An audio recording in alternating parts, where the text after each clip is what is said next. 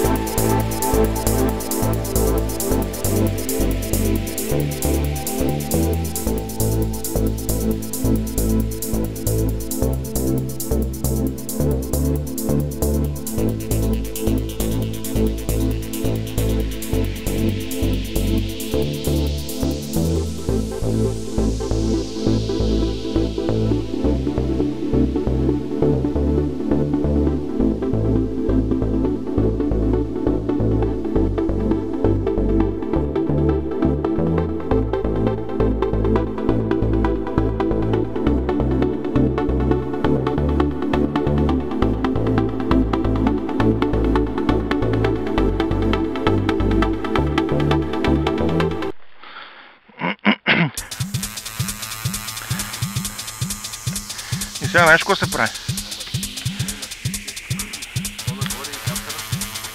Да. То е много леко, виж какво му крилото. То е леко и балса на ребра и фолио за се...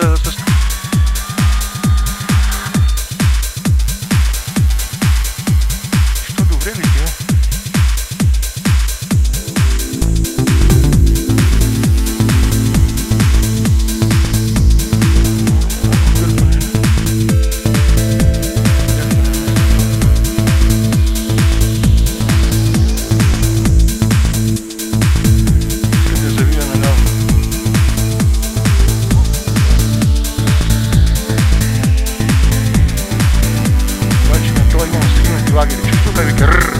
Повлича в той.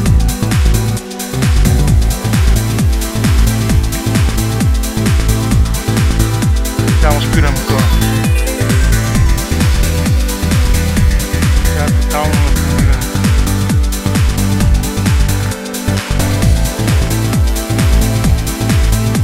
Ти знаеш какъв е коте, там става термикът на момента.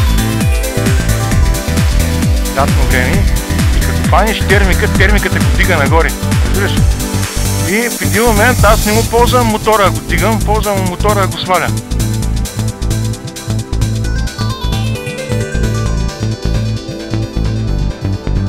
Това колко нежничко върви. Видиш ли?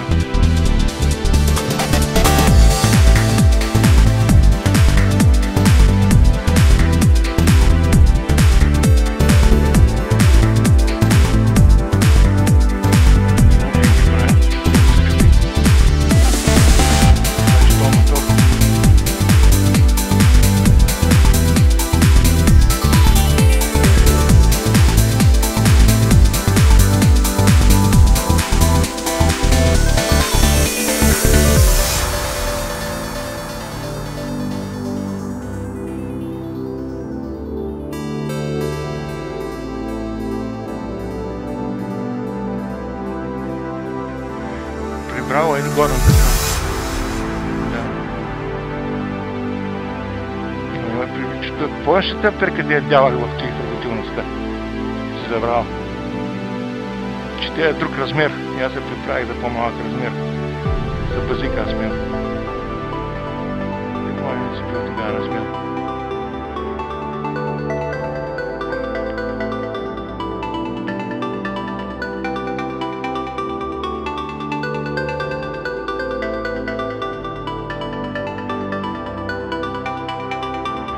Виж, гледай.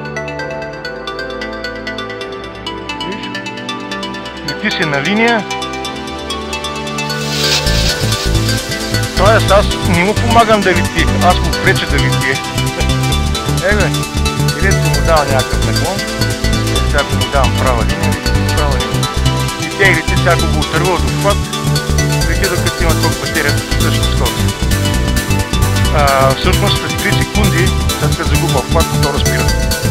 Обаче машинките остават както са.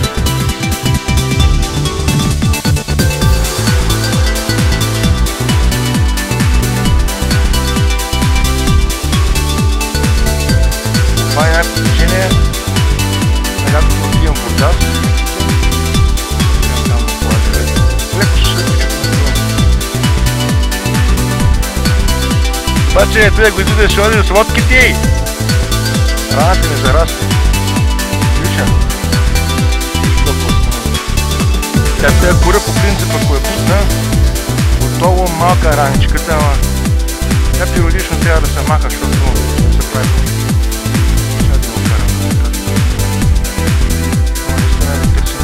Аз когато има GPS на него, нали, правя запис на страх.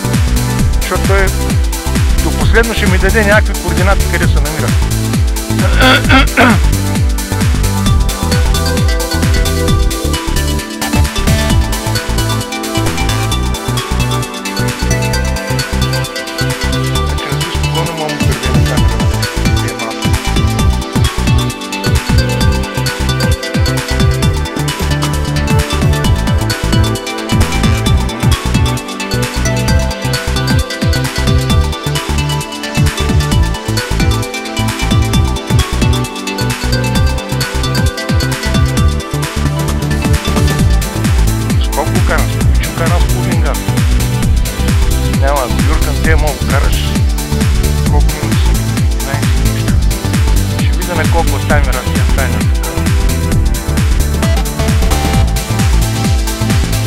Предполагам, че 5 минути са минали в полет.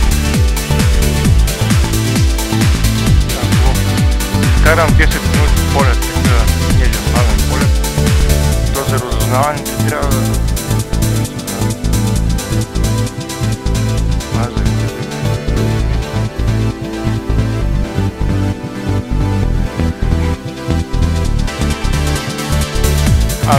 Аз на моето OSD съм му направил да мери батериите и да ни даде информация тук на камерата за батериите.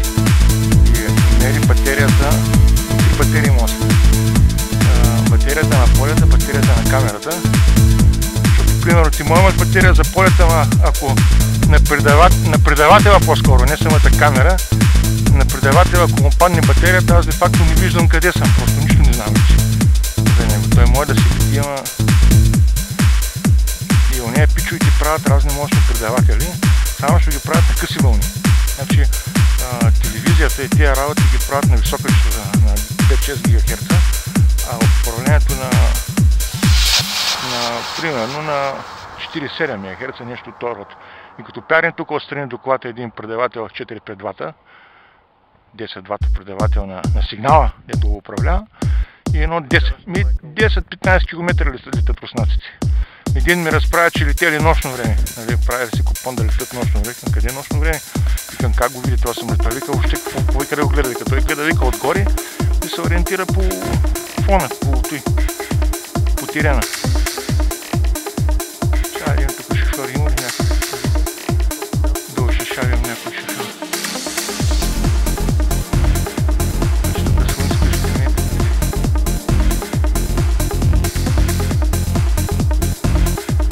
Ти радост къщи си ма кефи.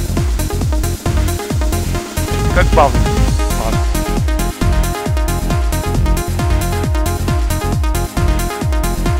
сега по инерция.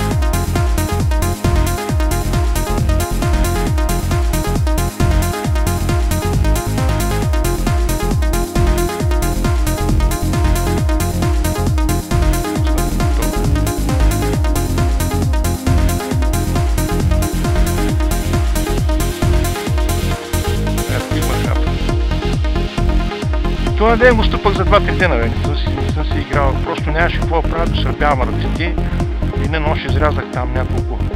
Даже мислех да го правя като другото конусното и в момента е равно до. Ще му дам малко газ да... Той вече май. И газ да му дам. И газ да му давам нещо, земята си го иска.